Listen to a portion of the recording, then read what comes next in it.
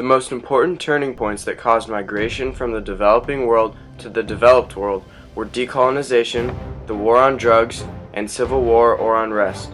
These turning points caused immigration that will create problems, but also have benefits for both host countries and the immigrants themselves. Decolonization was a major turning point where weaker governments took the place of former governments, causing internal push factors to coerce inhabitants of these countries to immigrate to the developed world with better governments.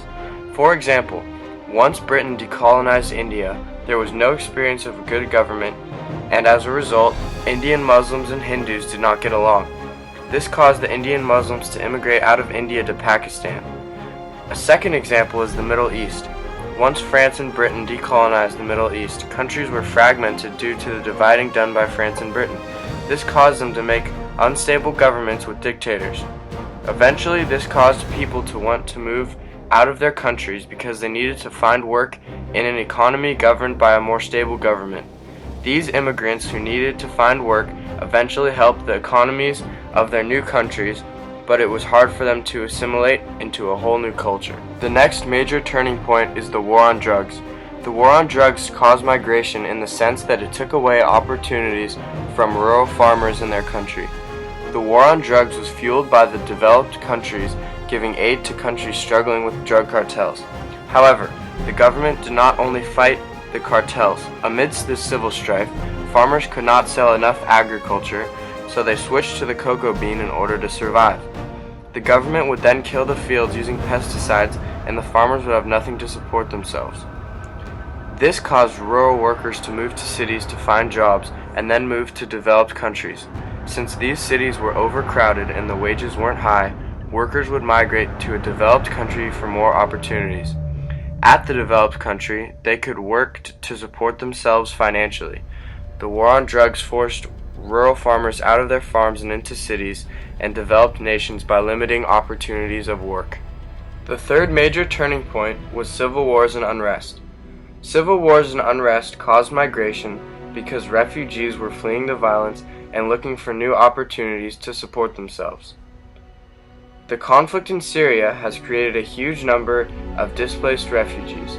These refugees are fleeing due to religious and personal safety endangerments. Not only is violence forcing people to immigrate, but so is the economical state of their country. Many Latin American countries receive debt from borrowing money from the IMF and World Bank.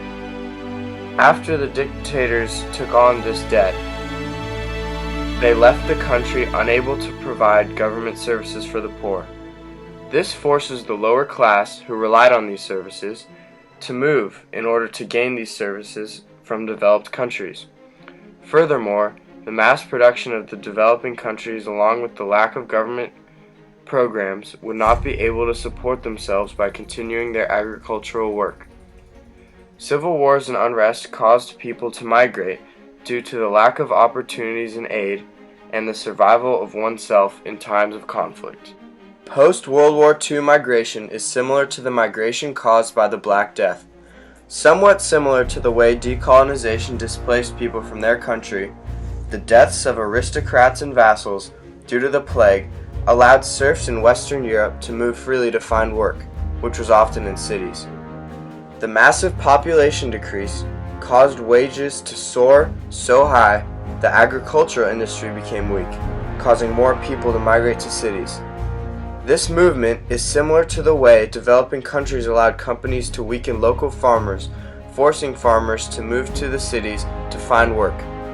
The plague also forced people to leave their hometowns to avoid the chaos, which is similar to civil wars and unrest today.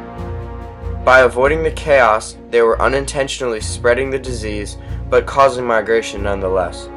The social disorder caused by the Black Plague and the general chaos caused by an epidemic are very similar to the causes and effects of globalization and rapid industrialization.